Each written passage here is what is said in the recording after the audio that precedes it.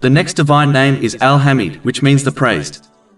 Allah, the Exalted, is the one who is praised by His self-praise and by the praise of His creation. This also means that Allah, the Exalted, is the one who praises His righteous servants and handsomely rewards them for their efforts. The Muslim who understands this divine name will be far too busy in praising and obeying Allah, the Exalted, to praise themselves and to worry about their rights.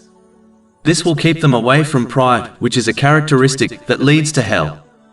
This is confirmed in a narration found in Sahih Muslim, number 265.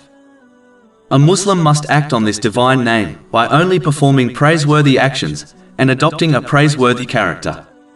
This is arguably the greatest tradition of the Holy Prophet Muhammad, peace and blessings be upon him. Chapter 68 Al-Kalam, verse 4. And indeed you are of a great moral character. Over 400 free ebooks, audiobooks, infographics, podcasts and blogs available on our website, www.shaykhpod.com.